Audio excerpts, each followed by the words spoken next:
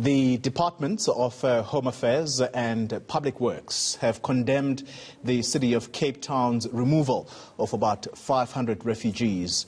Now, they were relocated last week after months of living at the Central Methodist Church. Now, in a joint statement, Ministers Motsoaledi and Patricia de Lille accuse the city of dragging its feet and reneging on a deal to move these refugees. Now, Home Affairs Minister Motsoaledi clarifies this for us, and he joins us on the line. Minister, a very good morning to you. You have a humanitarian crisis in your hands at a very, very dangerous time in the country. Who's to blame for the state of these 500 refugees? Well, I don't want to point the blame at anybody. We released a statement to clarify things, Tony. Because you are aware that there have been 2 court judgments asking the city of Cape Town to apply its bylaws by removing the people there who were squatting outside the church. But then Parliament also, after that bad event that took place in court where police were assaulted, Parliament, including chief whip of most of the parties, came together in the form of a portfolio committee of Home Affairs and instructed us that they are giving us 30 days to work together to hedge a plan with the city to remove those people. That was then overtaken. That 30 days was overtaken by the disaster declaration by the president. I then called for a meeting with the Premier of Western Cape that we have to sit together and do this work. And we did, Tony, we did sit together. It was a teleconference because they were in Cape Town. I was here. But my lawyer was sitting right in the Premier's office because he was already in Cape Town. We had a plan. As the plan progressed, the city then started behaving in a manner we don't understand, issuing statements which we couldn't understand, some of them which were not very truthful, but we held back. Yeah. On the night before the removal, the city wrote the police and said, stop removing those people. It's illegal. You can't move them to that particular land. And we were all shocked because all systems were set up, all letters were exchanged, which we can show to you. All of a sudden, they said the city must stop. Anyway, we ignored it. They said the police must stop. We ignored it. Police went on with the operation. Now, yesterday, they released a letter condemning the police. And the Minister of Police complained to me that now you need to clarify this matter because you asked me to move. Yeah. And by the way, in the meeting we had with the Premier, which was followed by a written letter by him, he was actually sending me to 2 ministers to help in this matter. He was requesting me to approach 2 ministers. It's Minister Patricia de Lille and Minister Bechdel of Police. Yeah. In this operation, the Premier asked me. All right. Now, they were complaining that why, when they were brought in, all of a sudden they are now being condemned by the city when they were asked by the Premier of the province to come and work with us, as it should be actually. Minister, let me come in there for a sec.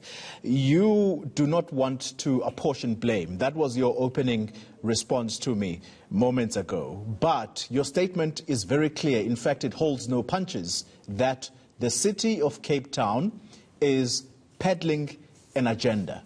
I want to ask you, what agenda are they peddling here?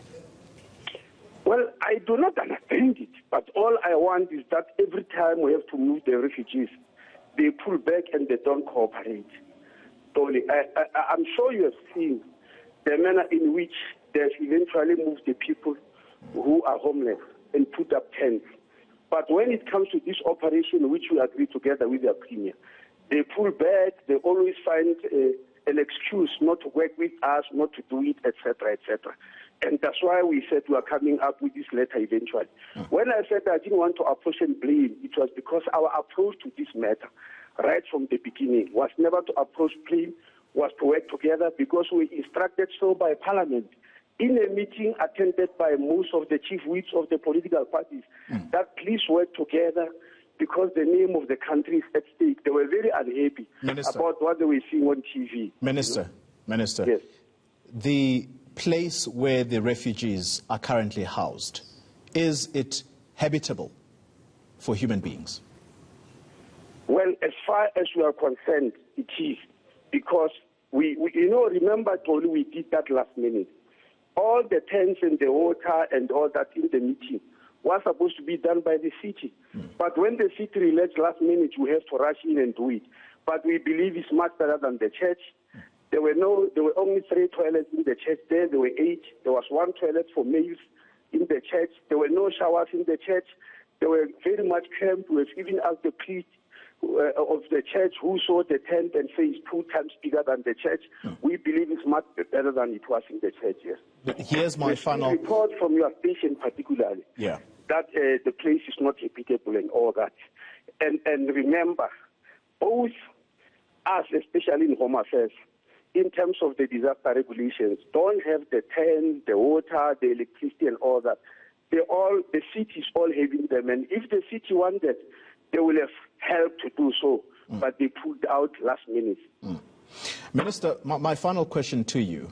I listened to a mother last week who is currently pregnant as we speak. She's among those refugees. So you have a presence of women there with very young children. Some, as you've already heard, are pregnant. And they're saying that the state of that camp where they are placed right now is not livable. Here's the ultimate issue, Minister. You are the authority when it comes to the presence of refugees in the country. You obviously are getting pressure from your counterpart in the police, Minister Pegicele. What are you going to do with these refugees? Totally. You guys keep on, especially on ENCN, you keep on committing the same mistake all over and all over again.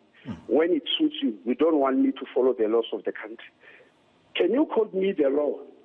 Because in South Africa, it is the law of the country since 1994.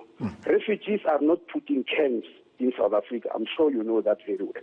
Unlike the rest of the continent, where they are put in camps and taken care of by United Nations and other international organizations and Home Affairs. There is no law in the country, there's no budget, there's no provision that the Department of Home Affairs must take care of refugees when they arrive in the country. Minister, can I stop you for 1 second? Documentation. Minister, can I stop you for 1 second? I want to quote your counterpart that you have jointly released this statement with. This is Minister Patricia de Lille. Now, she says, it's in inverted commas, it needs to be made very clear that the arrangement was reached by yourself as the Executive Mayor of Cape Town and myself when we went on site together and then communicated to Minister Motsoaledi, the Minister of Home Affairs, who is responsible for these matters. Your own colleague, Minister, is saying you are responsible for these matters. How is it an ENCA agenda? Yes, I'm responsible for the matter of refugees, but I'm not... Hello, Toli. Yeah, I'm still here, Minister. Yes, but when it comes to providing them water, sanitation, tents, accommodation, it's the responsibility of the city as it is with homeless people. And if you look at the judgment, the judge has said that very clearly. So my work here was to coordinate as instructed by Parliament, and this is what Minister de Lille meant, coordination. Because if you go to Home Affairs, there are no tents there, which we put in Home Affairs. There's no water, which we can install. There's no electricity, which we can install. We are not able to do that. We coordinate. And in this case, the city was supposed to do that. And that's why, even in the meeting with the Premier, that was the agreement. And that's why they sent me to the relevant people, to the police, to the what, to do the work of coordination. So I was coordinating, yes. In that regard, it was my responsibility. Yeah. But I've got no way in the law to provide water, to provide tents, to provide food. It's not provided for in the law. Yeah. I'll be doing something that is illegal if I start spending money for that. The city has got, and you have seen them, Pauli, how they put the tents for the homeless people. If they are willing, they've actually done that. You've said it yourself, Minister, and really we need to wrap. I'm out of time, but you've said it yourself that this matter, this whole episode, is putting the country in a very bad light. What needs to be done? Well, I am going to take you to the Netherlands, which is responsible for this disaster. But I'm also going to report the matter to police. For the city to write police on the night just before the removal, to say they must stop the removal. In the middle of a disaster, I want to believe it's illegal, I want to report it. Thirdly, I was supposed to report together with the city to Parliament after 30 days. So it means after this lockdown, I'm going to report to them about what has happened. In the meantime, we are doing everything in our power that is an emergency to make sure that we save the situation in the absence of the city, who are clearly unwilling to do so. All right. Thank you very much for your time. Minister Aaron Motsoaledi, the Minister of Home Affairs. Jane?